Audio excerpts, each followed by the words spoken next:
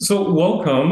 Good evening, folks. Happy New Year. My name is Osmond Gedamains. I am one of the directors here at Pride Toronto. I am the treasurer. I'm also accompanied by my fellow colleague, Troy Dunn, who's also a board member here at Pride Toronto, and we both use the pronouns he and him. So tonight we have a few things to get through in terms of meeting the few candidates who will be moving forward in terms of being part of Pride Toronto Board of Directors, where you can actually have the time to ask any questions of them. Hopefully they'll give you the answers that you want. And if anything, if you do have any questions right after this and you're not able to state those questions here, you can definitely send an email just letting us know any questions that you may have that you'd want them to elaborate on. So just to give you an idea of what this session entails, we're going to be doing, as we just done the welcoming, giving you an idea about the board of directors, an overview of the recruitment process, and then this is at a time around 6:15 where candidates are able to provide their remarks and also have Q&A sessions with folks in the community. And then we are hoping to conclude the session by 7 p.m. And just to give you some idea about ASL etiquette, ASL interpreters have been secured for this meeting. And if you require this service, please look for the interpreters who are spotlighted. You will see them spotlighted here on the chat. You may pin the interpreters to your screen at any time by bringing your computer mouse to the interpreter's Zoom box and select pin. Now, if you're speaking, please remember the following. Speak clearly and avoid speaking fast. I tend to do that to assist the interpreters in translating efficiently. Also, one person is to speak at a time. Interpreters are neutral and abide by the code of conduct. And lastly, speak directly to the deaf and hard of hearing individuals, not the interpreter. I'm just going to leave this on the presentation slide for a little bit so that you can take in some of this information so that when we move forward in terms of the candidates and the presentations that you're able to know exactly how to move forward in speaking to the interpreter or using the interpreter to speak to one of the candidates here.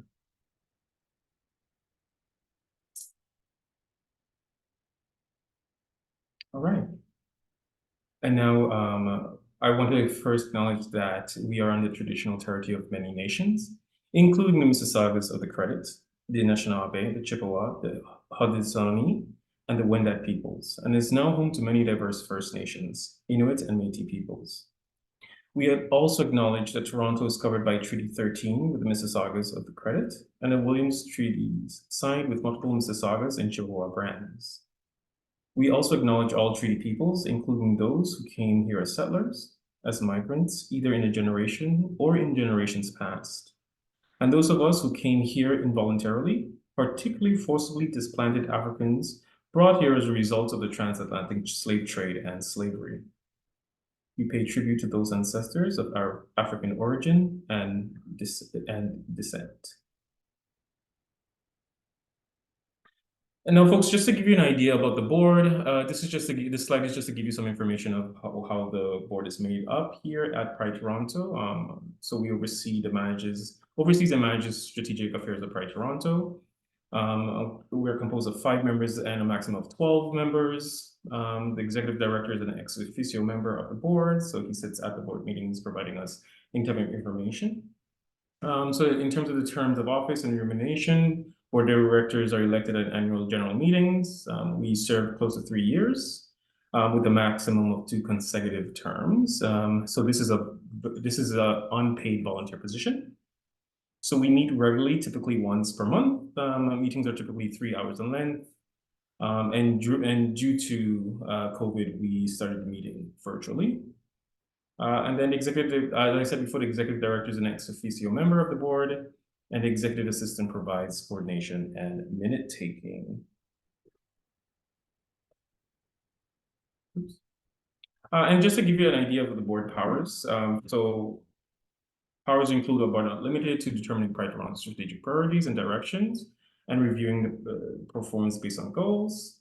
We ensure financial stability, making sure that all the finance and financial statements are up to date and are accountable. And then we ensure long-term organization stability, ensuring that we're working with the executive director and his staff in terms of providing oversight over Toronto's operations. A little bit about the roles and responsibilities. Our bylaws do not designate any formal roles beyond the officers, so board of director roles and responsibilities are varied. And so they include stuff like board level deliberation and decision making, committee level work. So this includes chairing committees, policy development and review, reviewing budget and financial statements, and shaping advocacy. So we also participate in community discussions and meetings, and seminars and trainings, so that we are also aware of the folks within our communities and what folks in our communities need. We ensure that we review all materials before meetings, and we provide a commitment. It may vary from month to month, but a minimum commitment of around 10 to 15 hours per month. So just so folks know, this is the overview of recruitment. So we're an open call for applications was provided. We then did interviews and selection, and then now we're at a candidates and Q&A session. So the open call was provided back in November. We made sure that we had it open for at least a month. So a lot of folks were able to participate. And after that, a board selection committee was created, where we then reviewed all applications that came forward, and through that we then moved forward in terms of providing those interviews with the folks that we did choose. And then now we reached to today was the candidates and Q&A session is going to be beginning. The candidates that you will be seeing tonight will be Victor Perez Amago, uses the pronouns he, him. Anmol Bodijara, who's using he, him pronouns. Grant Gonzalez, who's also he, him. Leslie Lee Cam, who's gender mysterious. Mariana Mota, who uses pronouns she and her. And Bibiana Santi Menez, who uses she, her pronouns. At this point of the presentation, I'm going to pass it on to my colleague, Troy Dunn, in terms of the question and answer period. Yes, I think we're first going to give each of the candidates 3 minutes to give a candidate remark. So with Victor, I believe. Yes, so with Victor, Victor is not unable to attend, but I do have a bit of a statement from him, and so I am able to read that if needed. Thank you. Should I move forward? Yeah, or we can leave that for last. Do you want to do that? Yes, let's leave his presentation for last, and then. Right. Thank you. So Anmol, we'll turn it over to you. Absolutely. Thank you so much. First of all, good evening, everyone. My name is Anmol Bodijara, and my pronouns are any, or I don't have no preferred pronouns. I'm very thrilled to be here today as a candidate for the Board of Directors for Pride Toronto. Personally, myself, as a 26-year-old youth, queer immigrant, and a person of color settler on this Turtle Island, I bring a diverse background and a deep commitment to fostering inclusivity and addressing the unique challenges faced by the Two-Spirit, Indigenous, and 2S LGBTQ community. I come with various experiences working over 2 years as a crisis response specialist at Two-Spirit People of the First Nations. I actively engaged and supported unique challenges that were faced by Two-Spirit, Indigenous, 2S LGBTQ community members. My professional journey also includes roles such as executive assistant and teaching assistant that equip me with skills such as grant writing, fundraising, policy advocacy, and community engagement. I personally hold, in terms of academia, a bachelor's in applied health sciences with honors health studies, with an option in aging studies and Indigenous studies from University of Waterloo. That reflects my dedication in the community engagement. My commitments extends to combating transphobia, transmisogyny, transandry within the youth specifically through advocacy, education, and strategic partnerships. I've owned various leadership, communication, and organizational skills throughout my roles, such as exam proctor, teaching assistant, working as customer care specialist. So really putting myself in the field to really be able to part of this community and be able to support the community.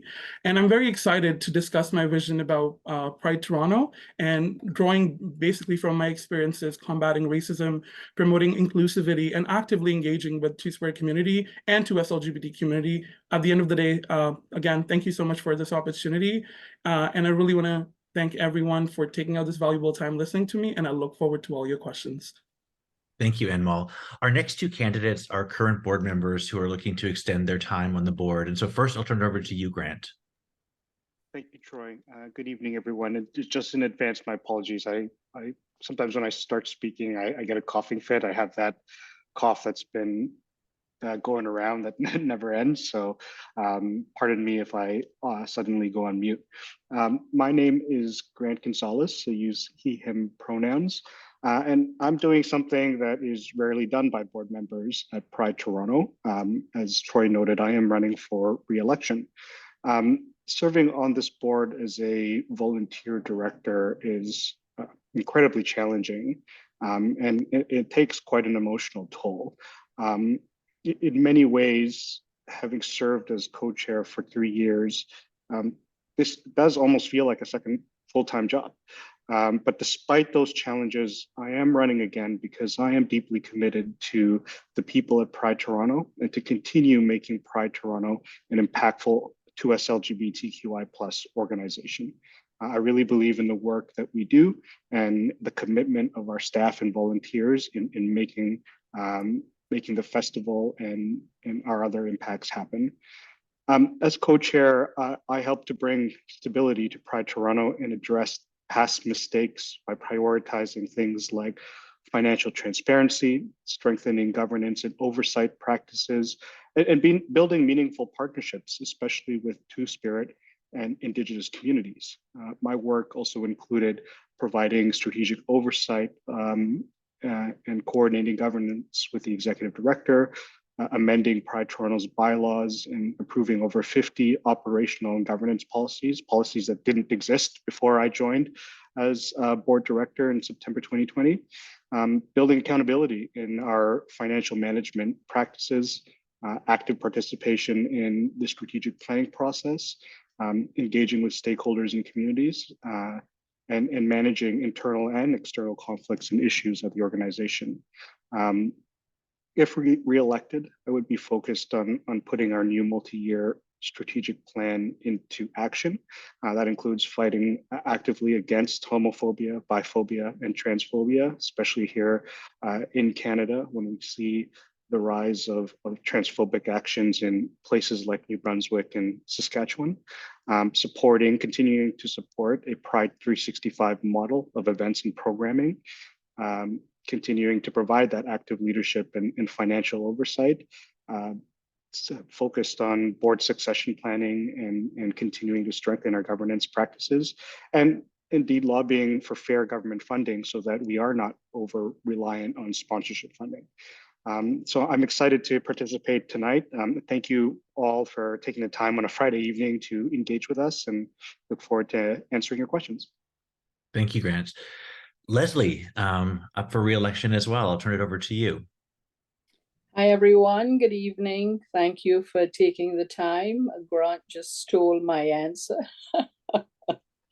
Like Grant, I am running again, and I am totally committed to the work that I have been doing for the past 3 years on the board. You can read all of my details in my bio and my answers.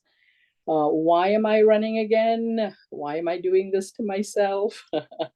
Because I value the work that Pride Toronto does. I have been doing community activism in Toronto for the past 48 years. So that tells you, my connections to so many different communities.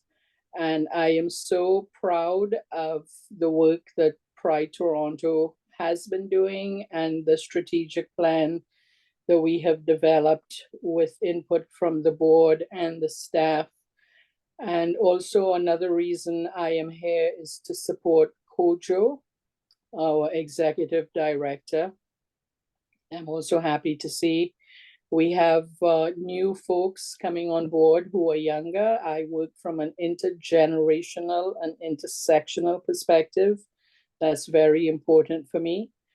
And I also want folks to know that the reason I am on this board is because we have been working with integrity and transparency. because we've been through many membership meetings where there seems to be a lack of trust in us. And I can say with 1,000% of commitment that this board, as we stand now, and the staff team and Kojo, we are totally committed to working with integrity, high values, and commitment to making Pride Toronto a voice for all of our rainbow communities. And also that we're going back to grassroots. Our membership doesn't seem to realize that that's what we have been doing, but we are doing Pride Now 365, and we are back to our grassroots community approach. So looking forward to chatting more with you as the evening progresses. Thank you. Thanks, Leslie. Mariana, I'll turn it over to you. Thank you. Hi, everyone. Thanks for having me with you today. My name is Mariana Mota. My pronouns are she and her. I am originally from the northeast of Brazil, proud Latin American. I've been in Canada for the past 11 and a half years. I lived in Alberta and moved to Toronto 5 years ago, and I just absolutely fell in love with Toronto, the multiculturalism, diversity, the cultural vibrancy, and I have been working for the city of Toronto ever since. I'm currently a manager. I manage a team of 11 policy and research experts in economic development and culture at the city. And prior to joining the city, I was in academia. My background is in economics with a PhD in political science. I would be honored to be part of the board of directors and work for and with all of you. I believe in the power of coming together and of giving back. I'm on the Pride Network Steering Committee at the City of Toronto. I also co-founded and co-chair a Racialized Staff Network. I was also part of the City of Calgary Immigrant Advisory Committee in the past, and also volunteered with refugees and people experiencing homelessness. And the reason, or actually the reasons why I would like to join the board at Pride Toronto at this time is that, one, I deeply believe in the vision. Everyone should be safe and celebrated, no matter who they love and how they identify. Two, I have extensive experience in strategic planning and local governance, and I would like to give back. So I'd like to contribute my skill set to advance that vision. And three, being part of the community myself and coming from a country where it is very unsafe to be part of the community, it means a lot to me personally, pride. And I know how important it is for the community, for that sense of belonging. It's advocacy, resistance, it's a celebration. So thanks again for having me today for this space. Again, I mean, Friday evening, and I look forward to the conversation tonight. Thank you, Mariana. Viviana, it's over to you. Thank you so much. So yeah, my name is Viviana Puentibañez. I'm a proud trans Latina woman. I still consider myself a newcomer to Canada. I am an immigrant, a refugee. I am the founder and director of Vivir LGBTQ+, which is a non-for-profit organization that works primarily with Latinx refugees that comes from Latin America and other places that their primary language is Spanish. I've been working with marginalized community for the past 14 years in different sectors, such as people living with HIV, immigrants, refugees, sex workers, and other minority communities. I have worked with people, again, from South Central America, Mexico, United States, and now Canada. So my backgrounds and studies are from nursing, digital communication, immigration consultant, and other programs. Now, when I decided to join Pride Toronto, knowing that I have a lot of work already on my hands, it is because I do believe on having a space to create visibility and inclusion, but at the same time, do what the mission of Pride Toronto says, make people feel that they're valued regardless of where they come from or how they identify, especially when we are talking about Toronto, one of the cities with major diversity.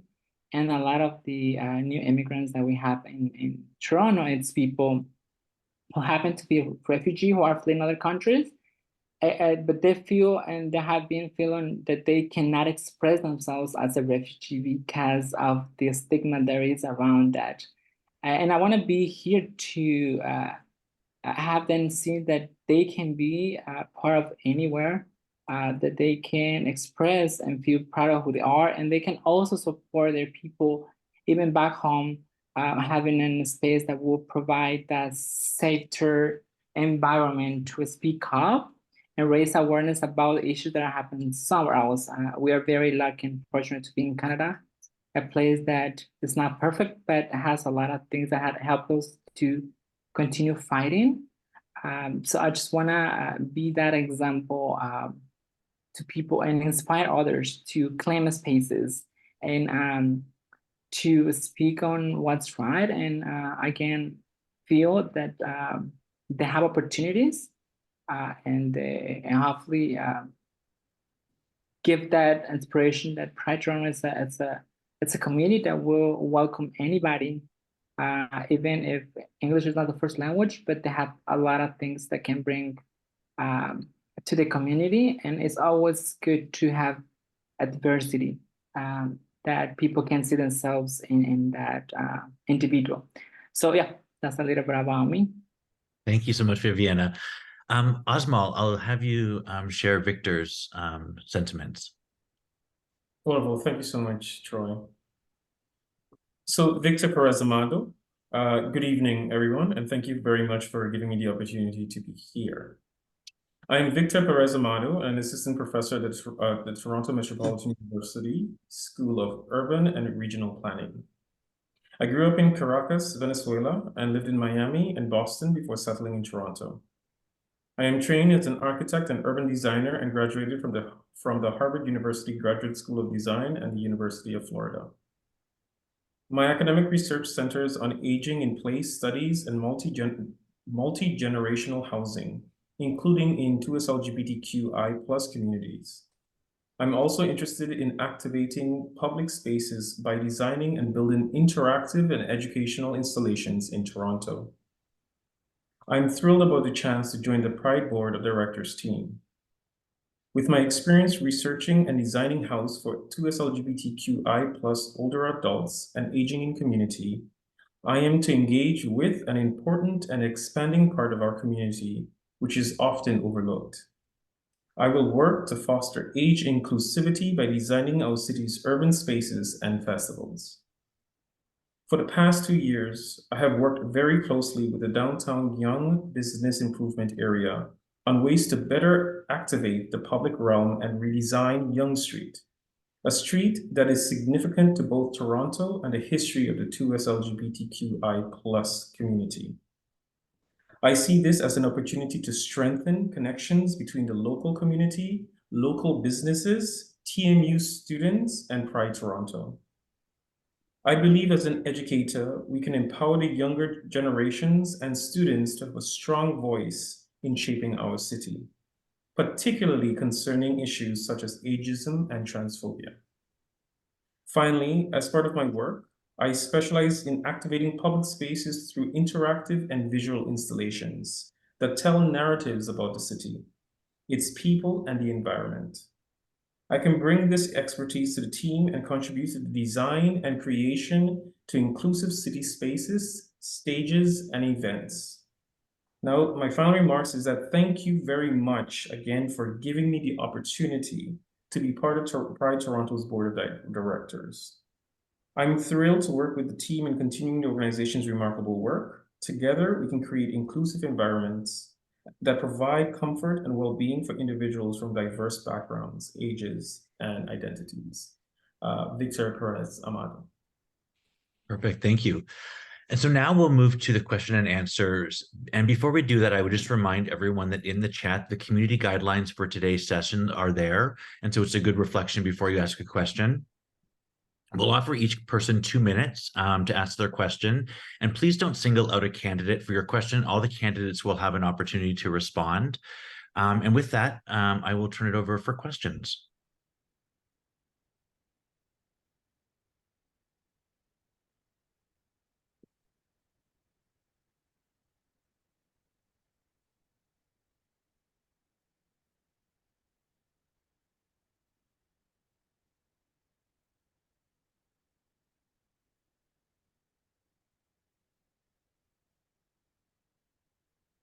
So we have a question from Gary Kingsland. Go ahead.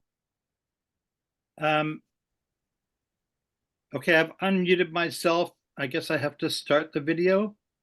Anyway, I don't know if people can see me or hear me or whatever. Are I people could see you, hearing Gary, me? earlier. So I don't know where you are on my screen now, but I could see you earlier. Okay, so I'm here. Anyway, I've got two questions, but I'll just ask one now, and if there's time, I'll come back to the second one later on. This is relating to the police. I also should point out that I was one of the founding members of the Lesbian and Gay Pride Day Committee when we organized in 1981 and for a number of years after that. So my question regarding the police is that the way in which the question was asked to the candidates, where it was about instruments and symbols of the police, is actually not accurate in relationship to the decisions that the membership of Pride Toronto has made. So the membership actually made decisions in January of 2017 and also January of 2019, both of which were opposed to an institutional police presence in both the parade and the festivals. It was motivated by Black Lives Matter Toronto in particular in 2017 because of the anti-Black racism that infests the Toronto Police Department and also the murders of Black people by the Toronto Police. By the way, both of those things continue to this day. So the question I want to ask everyone is, do you support the position of the membership of Pride Toronto? That is, that there should be no institutional police presence within either the parade or the festival.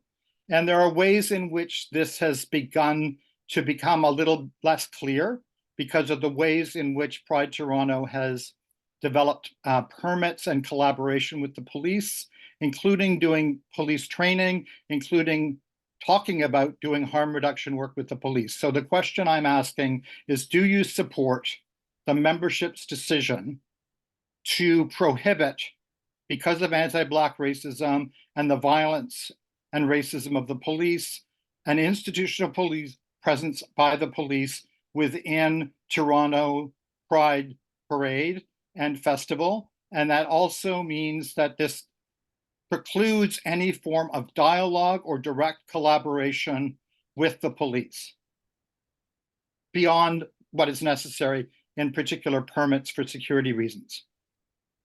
Thanks. Thank you. I can just go through a list of if anybody wants to start, or I can select somebody to go first, and we can mix it up every time if that works. Why don't I start with sorry, Osmo? Oh, sorry. I think that's a great idea, Troy. Yeah. I'm not sure if just so folks remember, Victor Perez Amado is not here, so unfortunately they won't be able to answer these questions. Oh, He didn't wait for him. It seems like they just entered the room. And so the question, if we can just place the question back into the chat room, into the chat box, so that Victor can also have a chance to answer if any case. Or we can start the next question with them if that's helpful, because it was a long question. Yeah, I'm turning it back to you, Troy. Sorry. Yeah, Victor, to give you the best chance, we'll start with you the next question, because the first question was a little bit long, and so we'll leave you out of this particular question. But Grant, I'll have it start with you. Good, thank you, Troy, and thank you, Gary, for that question. I've been on the board for 3 years now, and we have upheld the members' decision to not permit police participation in the Pride Parade and Street Fair. And to be clear, what I mean by that is there is no police contingent marching in the parade, and there isn't a police-related tent, let's say, on the street fair. That decision was and continues to be upheld by the current board. And I will continue to uphold that until the membership decides otherwise, if they ever decide otherwise. But it is not something that as a director, we are prompting any different action. And again, I would point to my track record on this board to show that there hasn't been a change from the membership decision in 2017 and 2019. You raise a good point too, Gary, that there is some conversation with police with respect to what is necessary. As you know, we are a large festival. We require permits from the City of Toronto to host the festival and the events that we do. And part of that permitting requirement, as you've acknowledged, is a police presence, not their participation in the festival, but the police presence related to the permitting requirements. And so that is the extent of our engagement with the police. You mentioned training and harm reduction. I know we had clarified in the past that there wasn't training provided to police. And with respect to harm reduction, I'm not really sure what the question was there, because we're not looking to have police do harm reduction. That's why Pride Toronto has been partnering with community-based agencies whose work is to deliver harm reduction services on the festival footprint, whether it's in those stationary tents in different parts, as well as those roaming around the festival area. And that is a commitment that I made when I joined the organization, to make sure that we are delivering harm reduction services to those who might be experiencing addictions and mental health emergencies. And that's something I will continue to commit to in my continued service on the board. Thank you. Thanks, Grant. Leslie, I'll call on you next. Thanks for the question, Gary. And I will just add to what Grant said. I think what people feel is when they see police at Pride, they feel that we are actively engaging with police. Police are required at all festivals and all events of a certain size. So Caribana, Salsa on St. Clair, Luminato, any festival that is happening, there has to be a police presence in terms of the permitting. We have no choice in that. So Gary, when you point out that, we are engaging with the police, that is not true. And I was brutally assaulted by police in September of 1989. And when Black Lives Matter protested and, police presence was removed from the parade, I was extremely happy. And I joined the board with that on my agenda, that will not happen on my watch. No police presence in the Pride Parade, and as Grant said, no tents, no way, shape, or form are the police part of the Pride Festival, except for the fact that what we have no control over as a festival, as any other festival happening in the city, there is a certain amount of police presence, but we have no say in that matter. Thank you, Leslie. Mariana? Yeah, thanks for the question. And I hear your concern, Gary. I think it's very valid. My main function as a board director would be to uphold and advance the membership decision. I cannot provide a more fulsome response like the other two candidates that just spoke, because I'm a new board member candidate, but I appreciate you providing more context, and I understand there is a history that needs to be considered. And I definitely stand in solidarity with the Black community, actually the many Black communities, and committed to addressing anti-Black racism in any way that we can. Thank you. Viviana? Thank you. No, thank you for the question. I'm a new member here, but I always have a clear idea of why I'm doing, and by sitting on the board, it is representing the community. And one of the things that will mark me and recognize me for is respecting and the respect. And if the community, if the people have raised their voice and have discussed and come out with a conclusion, my only thing will be to respect that, because at the end of the day, we are here to represent the community and to uphold whatever decision they have had, and just work with them alongside if they want to do any changes, if they want to continue like that. does that. But as a new member, I will say that I will respect any decision that has been made and continue with that legacy until the community decides to change it if that happens. Thank you. Anmol. Thank you so much, Gary, for the question. I think in simple word, absolutely, I wholeheartedly support membership's position in order to seize police presence within the Toronto Pride festivals. And I think it's simply recognizing Pride history of anti-Black, anti-Indigenous racism. I think it's a very crucial time to listen to the concerns of marginalized communities within the 2S LGBTQ community spectrum. I think personally, my experience working with an Indigenous community as a crisis response specialist, being in the field, working for Two-Spirit people of the First Nation, have already gained me a heightened awareness of the needs to address these systematic issues and kind of fostering a safe and inclusive space. Personally, in my commitment, if elected as a board of directors, since I'm also a new board of director candidate, I think I would actively uphold the Pride Toronto ban on police symbols. And I think I really envision a transparent communication, a collaborative policy development, and an ongoing community engagement through town halls, sharing circles, storytelling to ensure there is an effective implementation. I think there's time for talking, but I think it's a call for action. I believe more so in actions than words. And I think drawing back on my background in crisis work, I really understand the importance of creating an environment where everyone feels safe and celebrated. And unfortunately, I personally don't believe police, especially Toronto police, have been able to do that, because we do work alongside police. And during my work experience at calls I go to, the moment police shows up, my call goes out, the person gets triggered, and that's why I'm very actively advocating, and I am not afraid to tell them to step back, and this is not the time where you're going to get involved. I think I'll just come back to my commitment to combating racism, advocating for inclusivity, and kind of actively engaging as a first responder within the 2S LGBT community positions me to contribute a bit more meaningfully to Pride Toronto's vision. And I believe in fostering partnerships with Indigenous, Two-Spirit, and other marginalized agencies, which are often overlooked at, and kind of educating the police and also promoting alternatives to finding ways. For example, I work in a part of a crisis pilot, it's TCCS, and kind of having a non-police reform is something that needs to be more talked about and need to be made permanent.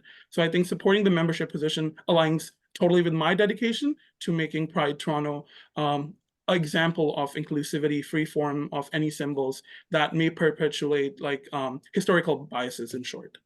Thank you, Anmol. We'll move to the second question, and then Victor, I'll call on you first to answer the next question.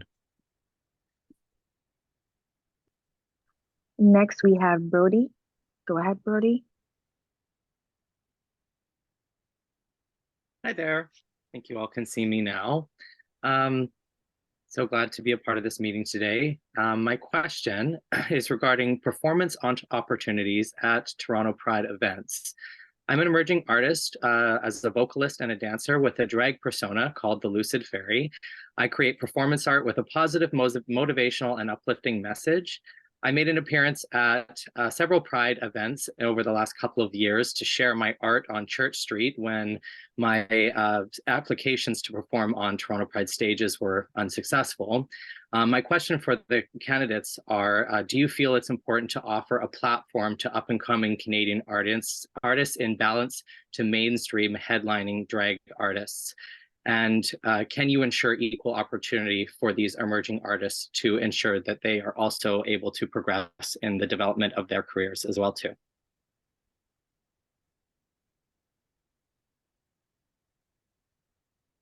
Victor, I'll turn it over to you to answer first.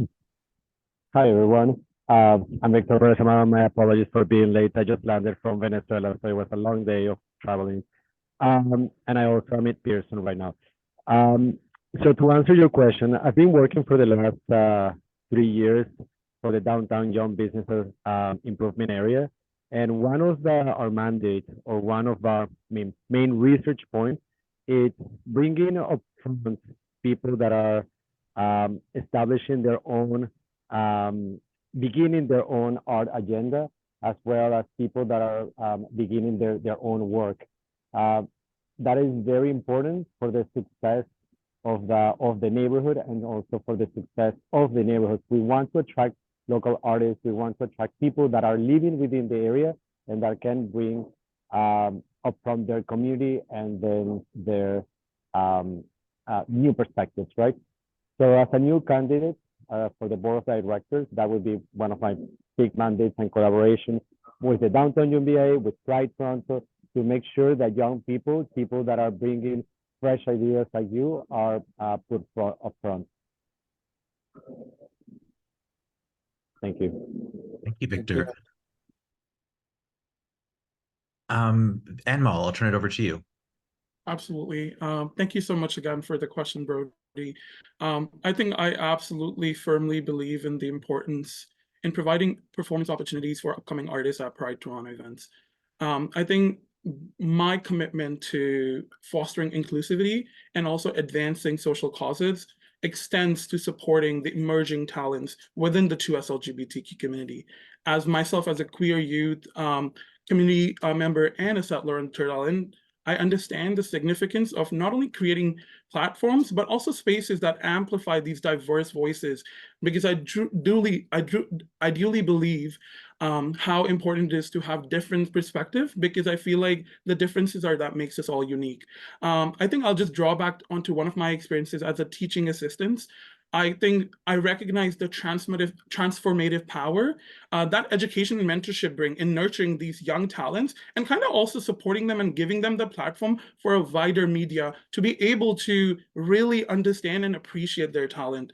I think by actively involving these emerging talents, I think we can showcase the richness and I think the diversity we have within 2S LGBTQ community and people with different expressions. And by creating a space where I think everyone feels seen and celebrated.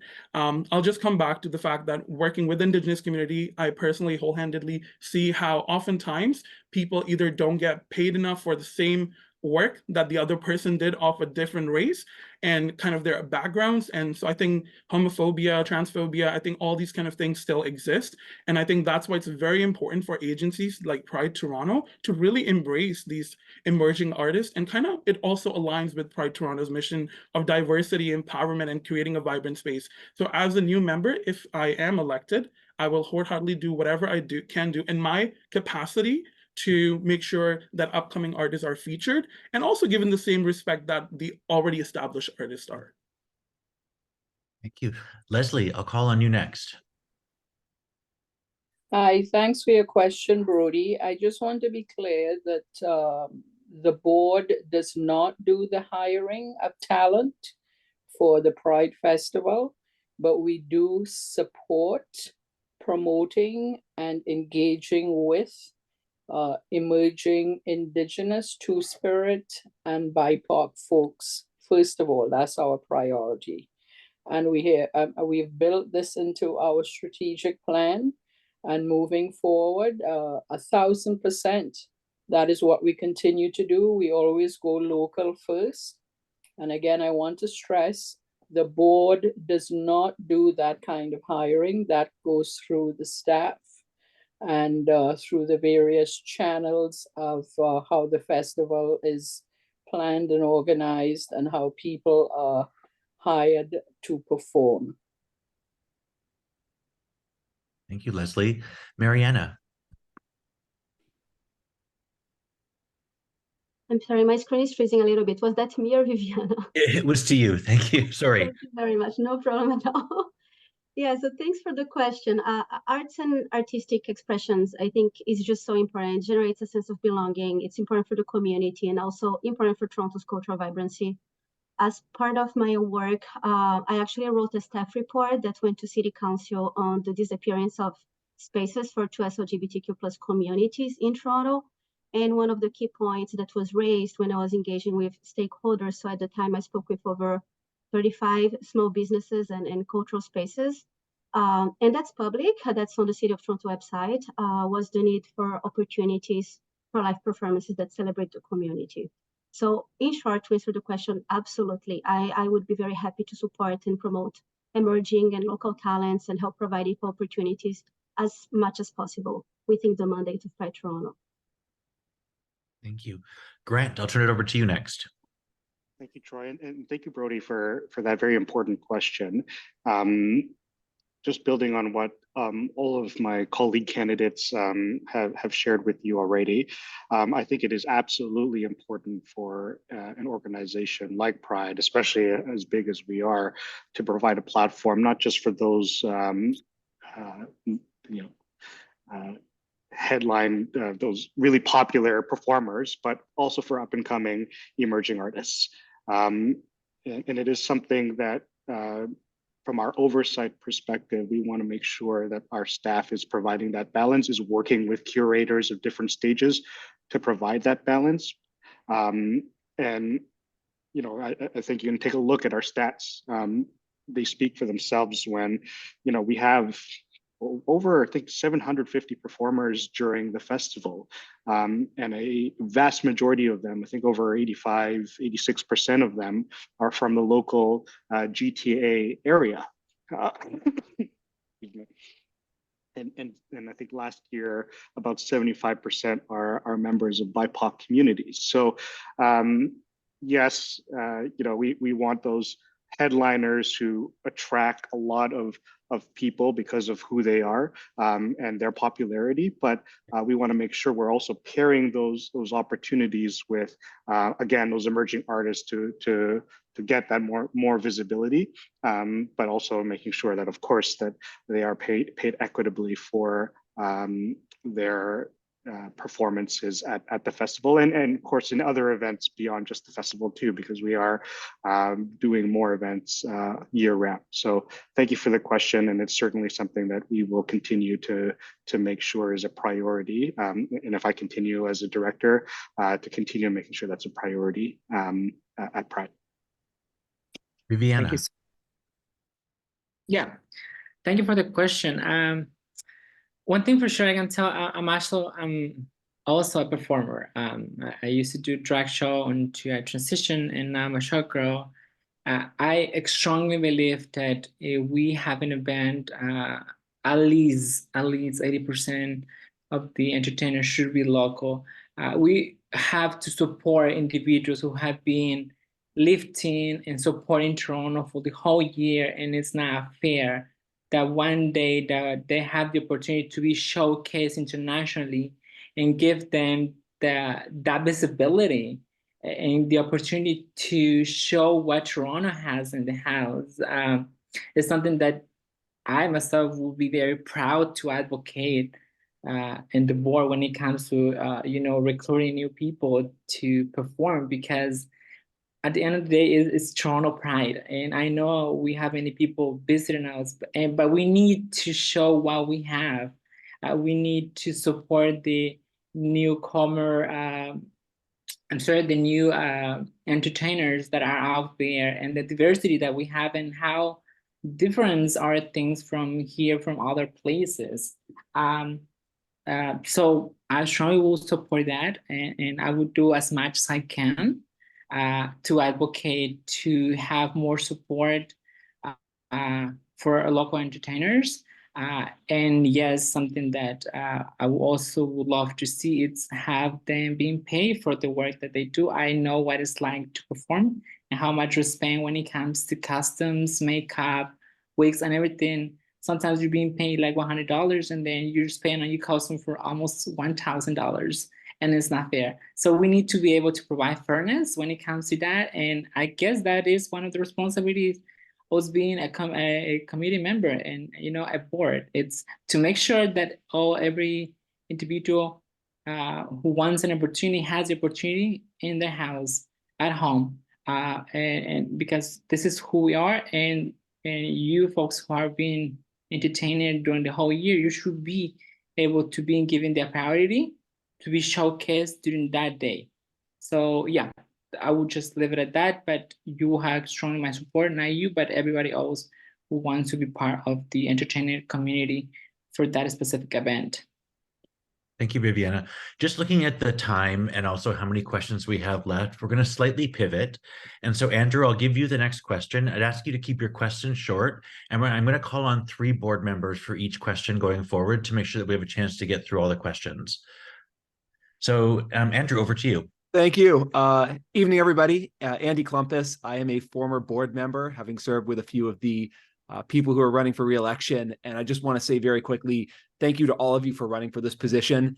It is a tough job. It is very challenging, but it is also extremely rewarding.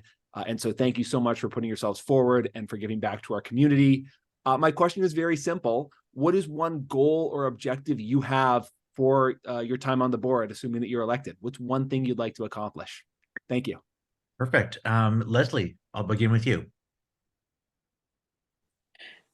Thanks, Andy. So that's a big question and a good question. So what I would like to accomplish is to build a foundation of our new strategic plan, because we've put a lot of work into that. And the strategic plan that we've developed with board, with community input, input from staff, from our executive director, is one where we are making sure that Pride is led by the input from our many, many rainbow communities.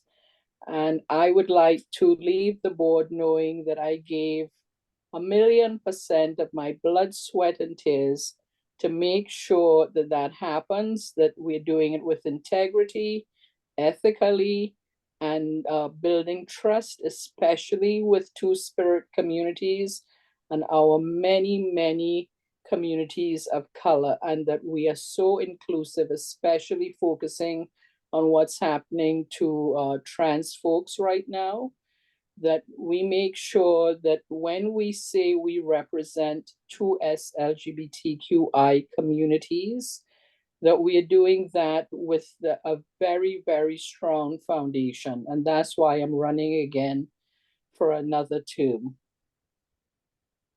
Thank you, Leslie. Anmol. Absolutely. Thank you so much for the question. It's my first time ever being on a board. And I think as a queer youth, I really want to be a part of and give my all to my community. I feel like there is so much power in just being with your community. So being an immigrant, I wasn't able to fully be queer. I wasn't fully able to be gay. So I just want to make sure when I come on as a board of director, if given a chance, I think my primary goal would be simply giving youth and people who think they don't belong a space that is safe, inclusive, and making sure that our agency is a beacon of anti-racist practices, making sure that they foster inclusivity where people genuinely feel safe and wanting to come along. I think it would take a lot of work and a combined effort. So I think I will have to work with you guys. So I believe in working alongside community. I don't believe one person is able to do anything. I feel there is so much power and strength. So I think to simplify, my primary goal would be to kind of achieve and enhance and solidify organization like Pride Toronto's commitment towards inclusivity, and also fostering a safe that is space for people to turn into, knowing there is no judgment, knowing there is no stigma, knowing there are no biases from where they come from or what they bring. And I feel my part of the role will include implementing probably proactive policies, fostering community engagement, because I feel like community is what we are working for and working with. So I think that's really important. And just also promoting different strategic partnerships with agencies that truly could help us solidify a relationship with marginalized communities that are often affected and not really considered while talking about Pride Toronto and Pride Toronto festivals. But yeah. Thank you. Mariana. Thank you. I think it's such a big and such a great question. What I would do is learning as quickly as possible about the current strategic plan and collaborate with my colleagues on how we can make Pride as intersectional as possible. So for me, intersectionality really is the key to inclusion. If we don't take into consideration the many dimensions of everyone who is part of the queer community and of every letter that is part of the acronym and beyond, it's not real inclusion. And I think Pride is about real inclusion. So that's what I would like to achieve. Thank you. Javier, I think we have probably time for 2 more questions. So Gary, thank you for putting your question in the chat. We probably will have time for just 2 more. So Javier, I'll turn over to you. Thank you. Can you hear me? Yeah, we can hear you perfectly. Great. Thank you everyone for putting your name forward as a candidate. On November 24th, Pride Toronto made a statement on Palestine, and it's raised some serious concerns. You wouldn't have to have seen the statement. It is on Instagram and it is on X, but it failed to acknowledge Israel's ongoing genocide of Palestinians, and it failed to endorse the liberatory demands by queers in Palestine, something that was asked by some members during a November 16th town hall. It also neglected to address the use of pride imagery for pinkwashing Israeli apartheid, ethnic cleansing, settler colonialism, and genocide. In fact, in my view, the statement actually causes harm to all of us who stand up, speak out for, and act on behalf of Palestinian liberation, who are now being punished and criminalized. Here's the question: if elected, do you commit to signing the liberatory demands by queers in Palestine? It's already been signed by more than 500 queer and trans groups and grassroots organizations. And recognizing that Pride's roots lie in risks taken by our queer and trans elders and ancestors in resisting in state violence, how do you plan to go beyond statements and letters to actively engage in decolonial and liberatory struggles in Palestine globally? I'll provide one very specific example. Pride Toronto's major corporate sponsor is TD Bank. It has significant investments in Coastal GasLink, impacting the Wet'suwet'en people, and $16 million invested in General Dynamics, a supplier of arms and military technology to the Israeli military currently engaging in genocide. Pride's primary sponsor is materially supporting the genocide of Palestinians. If elected, do you support breaking ties with TD Bank as a concrete and brave action in response to the liberatory demands by queers in Palestine? How will this board stand when we look back in history?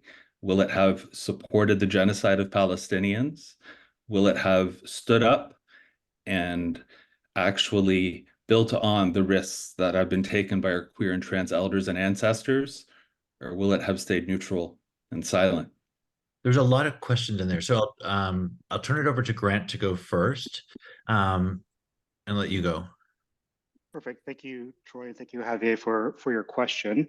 Pride Toronto and the board are, as we said, absolutely dismayed by the events in Palestine and Israel, and distressed, to say the least, about the rising number of deaths of innocent civilians in Gaza.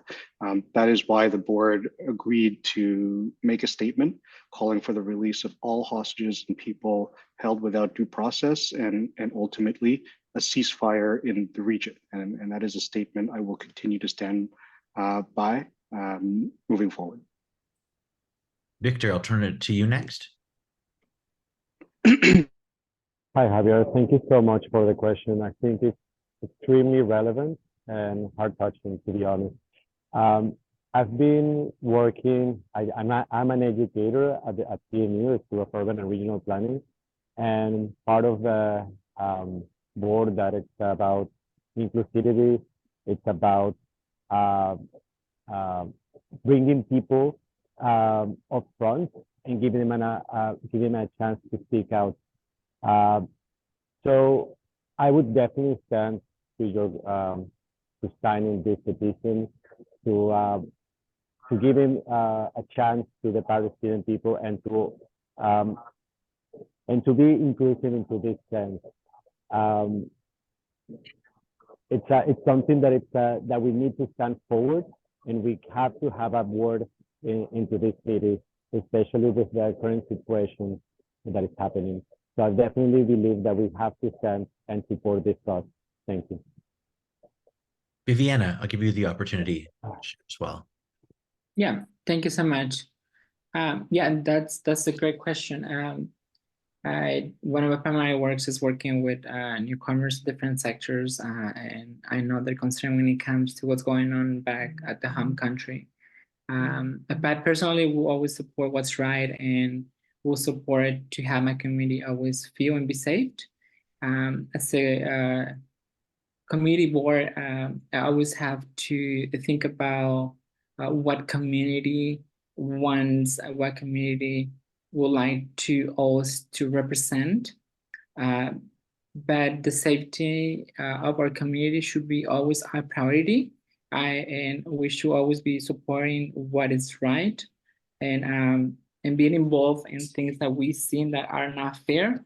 As a trans woman, I had been put in different positions when I had to be forced to support opinions that not necessarily support our community, but I know it's the best thing that we have to do for other communities.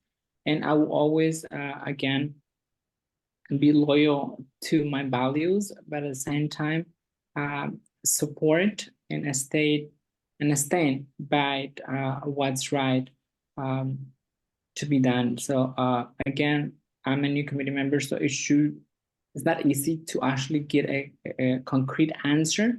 And knowing what the community has done or it's working on, there probably should be some stuff happening, like you have mentioned. I personally will sign anything that will support the safety of our community abroad. But as a committee member, I will need to get a little bit more involvement first before speaking on something that I'm not quite familiar yet when it comes to the plans or projects or programs that Pride Toronto has when it comes to this specific situation. Thank you. I see that Anu, you've put your hand up, and Gary, as I said, we want people to get to the last two questions. We had a hard stop for 7, but Mayor, I will take your question and I'll have 3 people answer it, and then we'll wrap up the session. Hi everyone. Thank you. And it's great to see new candidates coming up. My question, honestly, I think Javier already kind of touched upon. I think for the sake of time, I'll just make it a little bit quicker. But I do want to still ask this question because I think it's pertinent and I think it should be a priority for everyone around the world. Speaking of intersectionality and speaking of safety for BIPOC folks in our community and people of color and racialized folks in our community, and speaking of Indigenous values as well, would you label what's happening in Palestine, especially in Gaza, would you label it as genocide? Because that's a very important kind of question for me to know. So I would just expect a yes or no question, honestly, because that can be very telling. It's important for me to know your personal beliefs, so I know I'm safe within Pride Toronto world, within the Pride Toronto space, especially as an ex-board member. I believe strongly in intersectionality as well. Sorry, I just want to just step in just for now. Thank you so much for that question. I don't want to put folks into a position where they have to do that. I think I think in itself, from what the board members have answered, is the closest to what they believe that is within their opinions. I don't think asking each person one by one what they see, I think that's putting folks into a very uncomfortable position. I understand that, we are in place. That's anti-colonial work, though. It is. Thank you, but I understand where you're coming from, but at the same time, I don't want to be putting folks into uncomfortable situations where they're answering that. I think if you do have that question, I think questions like that should be done in other places or in other segments where you can have one-on-one conversation with folks about that. So I think, for now, I want to say thank you for that question, but again, I'm not going to place folks in a position where they have to do that. It's very much within my right to ask the question. And I think this is you are leaders of a very big organization. We speak about intersectionality. I think this is the appropriate space to ask about it. And I highly disagree with this approach of silencing any question that might be controversial in a very heated time. Sorry, Mayor, let me any candidate that wants to answer can have the opportunity to answer. We'll go really quickly. Anyone that wants to answer, we'll give about 5 seconds. If anyone wants to answer the question, if they choose not to, it's within the candidate's right not to answer every question, which has always been the case. And so I'll just quickly open it up to anyone that wants to answer the question. I can answer that question if I may.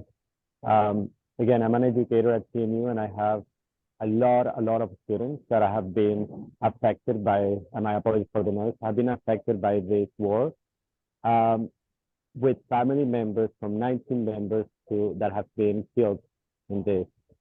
So I truly believe this is a genocide, and we have to be upfront when we speak out about these issues in a way that is respectful to others, but it also makes a point that we have to stand out and we have to say the things that are the way that they are. So I strictly think that this is what it is. I've been, for example, at CMU, helping a lot of my students in this cause. I've been part of the Black Anti-Racism, Anti-Colonialism group, and we help students with mental issues that are coming up from this war. So to answer your question, yes, I believe so. But we have to work in a way that it doesn't cause more hatred within the community, but we have to work in a way that, to be inclusive and to be mindful of everyone's perspectives in this time. Thank you.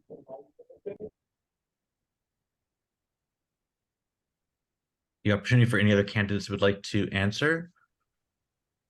I can go next. I know what I'm going to say is ruffle a lot of feathers, but I think working with Indigenous community and really advocating for inclusivity and marginalized community, I absolutely agree it's a genocide. I think there is no other way to label it.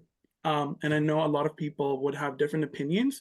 And I think where I come from is respecting every opinion. I understand people have opinions, but there is a high time and high action when issues like these are happening. We say what it is. And I personally believe in inclusivity and advocating for the community. And I believe if I were to elect it, I would find ways to support and also make sure the agency stands with the principle of solidarity and also standing against oppression. But yeah, I think in simple words, yes, it is a genocide for me as well.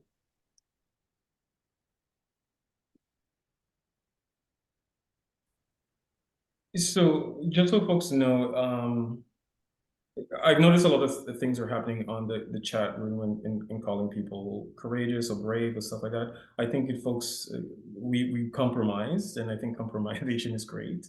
So please don't use this as a means of calling people brave or people courageous or not courageous.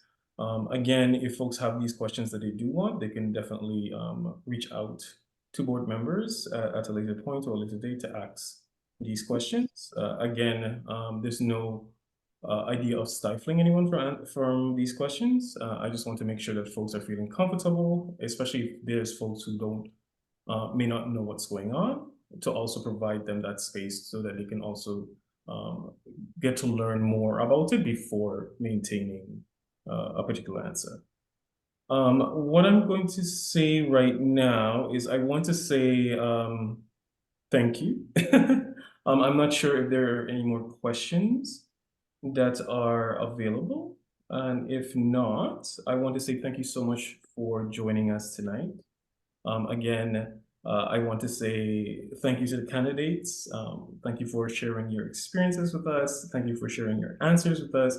Also, thank you to the folks who are here on listening to the candidates speak. I also want to thank my colleague, Troy. And I want to say to folks that our AGM is coming up. These folks are the folks who will be coming and providing, their experiences once more at the AGM. I want to say thank you. And then if anything, if folks have any more questions, you can direct them directly to the Pride office, and then we are able to provide that to our candidates if needed. So I want to say thank you. Oh, sorry, did someone have another question? No? Okay. I'm so sorry, I can only see the questions that are in front of me. So if I don't Sorry, see Osmel, someone by the name, I'm looking in the chat, someone by the name of Anu did have a question. Oh, sure. Does Anu want to still ask their question? I'm sorry, I can't see, so I can only go from what I'm seeing. I'm happy to, but I did hear Troy say there was no more time for questions. So Yeah, we'd wrap it which up, one but is it?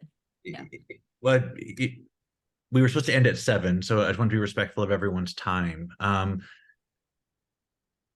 I knew- Oh, I'm yeah. so sorry, Troy. That means I overstepped my boundary there. I mean, what I can ask, is it possible that you can provide me with the question and then I can send it out to the candidates? Would that be okay?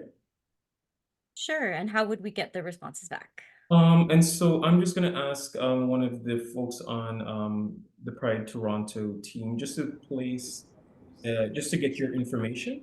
And that Yeah. way oh, sorry, Koja. Yeah, I'll intersect here. So I love this idea. So I think it's something that we will facilitate. So we will do a call out for a few questions because I know, again, this takes a lot of time and having 6 candidates, and then within probably the early next week, which will give candidates enough time to respond in writing, and then that can be also circulated to the membership. So we will figure out a process. So if any question was not asked, please send them to office@Pride. I hope I got it right, Nipani. Membership@Pride. Send your question to membership@Pride, and we will facilitate that process. Yes. And also I saw a question from Gary. Yes, Gary, you could definitely send in your second question as well. All right, folks, thank you so much for joining us tonight, this evening. I want to say thank you one last time. Thank you also to our interpreters for helping us throughout the night. And thank you. Thanks, everyone. Thank you, everyone, for giving me the opportunity to be here. Thank you. Thank you. Thank you. Good night. Thank you.